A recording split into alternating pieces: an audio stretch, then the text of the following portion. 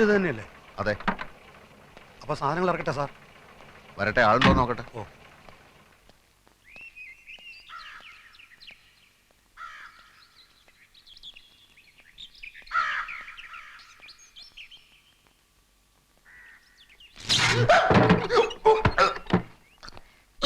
ആരാ? ഓ, shock അടിച്ചതായിരിക്കും. Switch കേടാ. Switch കേടാണെങ്കിൽ മാറ്റാത്തത് മനഃപൂർവ്വം മാറ്റാത്തതാ. അതെന്ത്? അതങ്ങനെയാ. പിന്നെ തഹസിൽദാരെ കാണാനാണെങ്കിൽ ആഫീസ് ചെല്ലണം. ഞാൻ പുതിയ തഹസിൽദാരാ.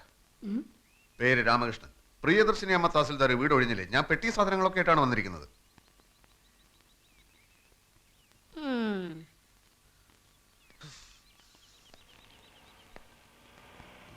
പെട്ടികൾ ഇറക്കട്ടെ സാർ? ഞാൻ പറയാടോ. ഓ. വീട് ഒഴിപ്പിക്കാൻ വന്ന മഹാനാരാ? ഞാനാ ഇപ്പോഴും ഇവിടുത്തെ തഹസിൽദാർ. പ്രിയദർശിനി അമ്മ? അമ്മയും ചേച്ചിയൊന്നുമല്ല. യെസ്, പ്രിയദർശിനി. മേഡം ഇത്ര ചെറുപ്പാണെന്ന് ഞാൻ അറിഞ്ഞില്ല. അതിവിടെ പ്രസക്തമായ ഒരു കാര്യമില്ല. തൽക്കാലം ചാർജ് ഒഴിയാൻ ഞാൻ തീരുമാനിച്ചിട്ടില്ല. അതുപോലെ തന്നെ ഈ വീടും. എന്നെ ഇവിടെ പോസ്റ്റ് ചെയ്തിരിക്കുകയാണ് മേഡം. ഒരു കസേരയിൽ 2 പേർക്ക് ഇരിക്കാൻ ബുദ്ധിമുട്ടായിരിക്കും. മേഡത്തിന് ഇവിടുന്ന് ട്രാൻസ്ഫറും എനിക്കിവിടെ പോസ്റ്റിങ്ങും. എന്റെ ട്രാൻസ്ഫറിന്റെ കാര്യം നിങ്ങളല്ലല്ലോ തീരുമാനിക്കേണ്ടത്. എന്റെ പോസ്റ്റിങ്ങിന്റെ കാര്യം എനിക്ക് തീരുമാനിക്കാമല്ലോ. ബോർഡിലുള്ള പ്രമാണിമാർക്ക് നിങ്ങളുടെ പോസ്റ്റിങ്ങിനേക്കാൾ പ്രധാനം എന്റെ ട്രാൻസ്ഫർ ആണെന്ന് എനിക്കറിയാം. അധികാരികളുടെ വിടുപണി ചെയ്യാൻ പ്രിയദർശിനി കിട്ടില്ലെന്ന് മനസ്സിലായപ്പോ കൂടുതൽ സംസാരിക്കാൻ എനിക്ക് താല്പര്യമില്ല. പെട്ടികൾ ഇറക്കാറായോ?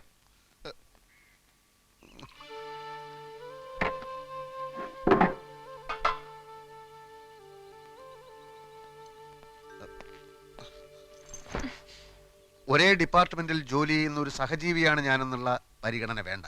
ഞാനൊരു മനുഷ്യജീവിയല്ലേ? എനിക്ക് പറയാനുള്ളത് മുഴുവൻ പറഞ്ഞു തീരും മുമ്പ് മുഖത്തടിച്ചതുപോലെ വാതിൽ കൊട്ടിയടച്ചത് ധിക്കാരമാണ്. ഇവിടെ റവന്യൂ ബോർഡുണ്ട്, ഈ ഡിസ്ട്രിക്റ്റിൽ ഒരു കലക്ടറുണ്ട്, സംസ്ഥാനത്ത് വകുപ്പ് മന്ത്രിയുണ്ട്, ഭരണകൂടമുണ്ട്. കേവലം ഒരു തഹസിൽദാരായ നിങ്ങൾ എന്നെ പേടിപ്പിക്കാൻ നോക്കുകയാണോ? ഞാൻ ടാക്സ് പിടിച്ച് പെട്ടി സാധനങ്ങളുമായിട്ടാണ് വന്നിരിക്കുന്നത്. 1/2 മണിക്കൂർ സമയം തരുന്നു. അതിനു മുമ്പ് വീട് ഒഴിഞ്ഞില്ലെങ്കിൽ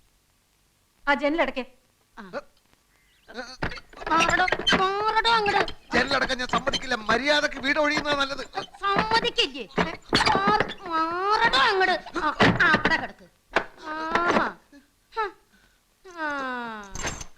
പെണ്ണുമ്പിള്ളേ, എന്റെ ദേഷ്യം കൂടും തോറും നിങ്ങൾക്ക് ഉണ്ടാവാൻ പോകുന്ന ഭവിഷ്യത്തിന്റെ ആക്കം കൂടുകയുള്ളൂ എന്ന് മനസ്സിലാക്കുന്നത് നന്നായി.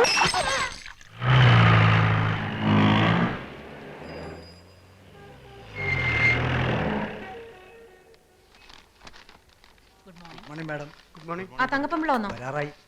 അപ്പൊ വന്നില്ല? വന്ന ഉടനെ എന്നെ കാണാൻ പറയൂ. ഓ.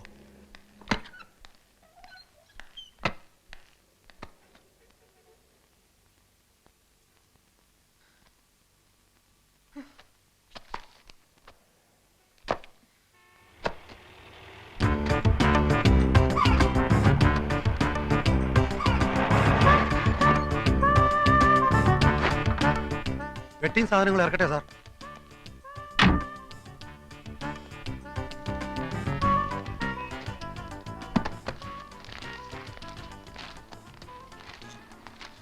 തഹസിൽദാർ അകത്തുണ്ടോ? എന്താ കാര്യം? കാര്യം, ഞാൻ കണ്ണപുരത്ത് ഡെപ്യൂട്ടി തഹസിൽദാരായിരുന്നു. ഇപ്പൊ ഇങ്ങോട്ട് ട്രാൻസ്ഫർ ആയി തഹസിൽദാരായിട്ട്. ആ സാർ ഇരിക്കും. ഇരിക്കണമെന്നില്ല, ഞാൻ മേഡത്തിനെ ഒന്ന് കാണട്ടെ. ആളെത്തിയല്ലോ അല്ലേ? സർ, അതാണ് മുറി.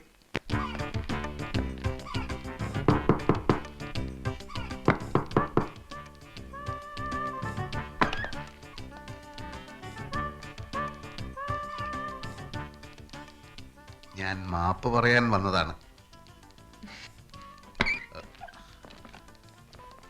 ഞാനങ്ങനെ ക്ഷോഭിച്ച് സംസാരിക്കാൻ പാടില്ലായിരുന്നു, പ്രത്യേകിച്ചും ഒരു സ്ത്രീയോട്. ഞാൻ കാരണം ഒരു ഗ്ലാസും പൊട്ടി. ഗ്ലാസ് ഞാൻ വാങ്ങിച്ചു തന്നേക്കാം. എവിടാ നാട്? നാട് ഇന്ത്യ. അയ്യോ മേഡം ഭയങ്കര തമാശക്കാരിയാണല്ലോ. ഇത്രയും ഞാൻ പ്രതീക്ഷിച്ചില്ല. പുറത്തു പോണം, ഞാൻ ഡ്യൂട്ടിയിലാണ്. ഇന്ററപ്റ്റ് ചെയ്യാൻ ഒരാളെ ഞാൻ സമ്മതിക്കാറില്ല. മേഡം എന്നോട് ഇത്തിരി ദയവ് കാട്ടണം. എൻ്റെ 2 പെങ്ങന്മാർക്ക് ഇവിടുത്തെ കോളേജിൽ അഡ്മിഷൻ പറഞ്ഞു വെച്ചിരിക്കുക. വീട്ടു സാധനങ്ങളൊക്കെ പാക്ക് ചെയ്ത് അമ്മ നാട്ടിൽ കാത്തിരിക്കുക. തഹസിൽദാരായി പ്രൊമോഷനായിട്ട് എൻ്റെ ആദ്യത്തെ പോസ്റ്റിംഗ് ആണിത്. മേഡം നല്ല മനസ്സ് വിചാരിച്ച് എനിക്ക് ചാർജ് ഒഴിഞ്ഞു തന്നില്ലെങ്കിൽ എൻ്റെ കാര്യം. ഇയാൾക്ക് കോമൺ സെൻസ് ഇല്ലേ? കാര്യം പറഞ്ഞ മനസ്സിലാവില്ലേ? പുറത്തു പോവാൻ. മാഡം ഞാൻ എടോ കുറുപ്പേ, നാരായണ, ഇയാൾ എന്നെ ജോലി ചെയ്യാൻ സമ്മതിക്കുന്നില്ല. മാഡം ഞാൻ get lost I say.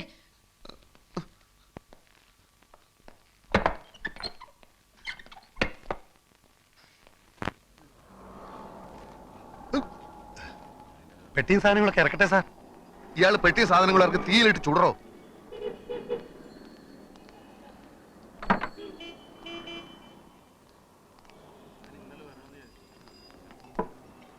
Sir ഇവിടെ പോസ്റ്റിംഗ് കിട്ടി വന്നതല്ലേ, ചുമ്മാ ആ സ്ത്രീയുടെ മുമ്പിൽ താണു കൊടുക്കേണ്ട കാര്യം എന്താ? സാറ് ചെന്ന് കളക്ടറെ കണ്ട് വിവരം പറ. അത് ഞാൻ ആലോചിക്കുകയല്ല. പക്ഷെ ഒരു തർക്കം വരുമ്പോൾ ഒരു കോംപ്രമൈസും വേണ്ടി വരും. അങ്ങനെ എന്നെ വല്ലിടത്തേക്കും തൽക്കാലത്തേക്ക് മാറ്റിയാൽ എന്റെ പരിപാടി മൊത്തം പൊളിയും. എങ്കിൽ കോടതി പോണം. അത് കൂടുതൽ പ്രശ്നമാണ്. ഒരു വിധി കിട്ടാൻ കാലതാമസം വന്നാൽ എന്റെ സിസ്റ്റേഴ്സിന് ഇവിടുത്തെ കോളേജിൽ അഡ്മിഷന് പറഞ്ഞിരിക്കുക. ഈ വന്യജീവിയെ ആക്രമിക്കാതെ കീഴടക്കാൻ പാടാ സാറേ. കീഴ്ജീവനക്കാരൊക്കെ അവരുടെ വീട്ടുജോലിക്കാരാന്നാ വിചാരം. കീഴ് ജീവനക്കാരുടെ കാര്യം പോട്ടെ, കളക്ടർ പറഞ്ഞാലും മന്ത്രിമാരിടപെട്ടാലും ഇവർക്ക് തോന്നുന്ന മട്ടിലെ കാര്യങ്ങൾ ചെയ്യും. കഴിഞ്ഞ ആഴ്ച ഒരു റവന്യൂ റിക്കവറി കേസ് ഉണ്ടായിരുന്നു. തിരി സാവകാശം കൊടുക്കണമെന്നും പറഞ്ഞ് പല ഭാഗത്തുനിന്നും വിളി വന്നതാ. അനുസരിച്ചില്ല. ഫൈറ്റ് ചെയ്യാൻ സാറ് റെഡിയാണെങ്കിൽ ഞങ്ങളൊക്കെ സാറിന്റെ പുറകിലുണ്ട്. ഈ സത്വം ഏത് നാട്ടുകാരിയാ? ഒരു സൗഹൃദ സംഭാഷണത്തിന് സൗകര്യം കിട്ടിയാലല്ലേ അതൊക്കെ അറിയാൻ നോക്കൂ. എന്തായാലും എനിക്ക് ഇവിടെ തന്നെ പോസ്റ്റിംഗ് കിട്ടിയേ പറ്റൂ. കാര്യങ്ങൾ ശരിയാവുന്നത് വരെ ഒന്ന് കയറി താമസിക്കാൻ ഒരു സ്ഥലം കിട്ടിയാൽ നന്നായിരുന്നു. സ്ഥലമൊക്കെ കണ്ടുപിടിക്കാം. പക്ഷെ ആ സ്ത്രീയെ ഇവിടുന്ന് കെട്ടുകെട്ടിക്കുന്ന കാര്യത്തിൽ സാർ ഒരു വിട്ടുവീഴ്ചയും കാണിക്കരുത്. എന്റെ കർത്താവ് ഈശോമിശിഹായേ.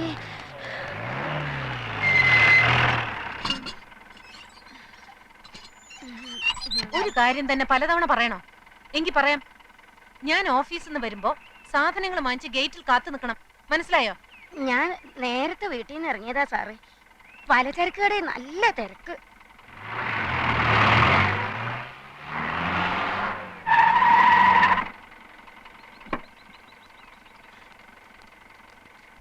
കാലത്ത് 8:30.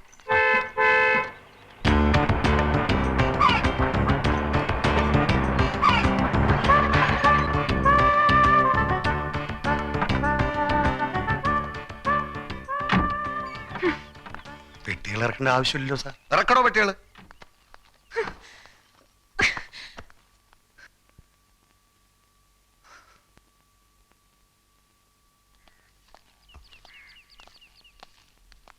അപ്പൊ ഇറങ്ങുന്നില്ലേ? അത് വേണ്ട സാർ. ഈ വീട് സംഘടിപ്പിച്ചതിന് പുറകിൽ ഞങ്ങളാണെന്നുള്ളത് അടുത്ത വീട്ടിലെ വന്യജീവി അറിയണ്ട. എങ്കിൽ ഞങ്ങൾ പോയിക്കോട്ടെ. കാണാം. പറ്റുമെങ്കിൽ രാത്രിയിൽ വരാം. ഓ കാണാം. ഞാൻ ഈ കാറിൽ വീട്ടിലിറങ്ങാം. ഫോൺ നമ്പർ തന്നല്ലോ. ആ. എന്ത് ആവശ്യം ഉണ്ടെങ്കിൽ വിളിച്ചാൽ മതി. എനിക്ക് ഒരേ ഒരു ആവശ്യമേ ഉള്ളൂ. എത്രയും പെട്ടെന്ന് ചാർജ് എടുക്കുക.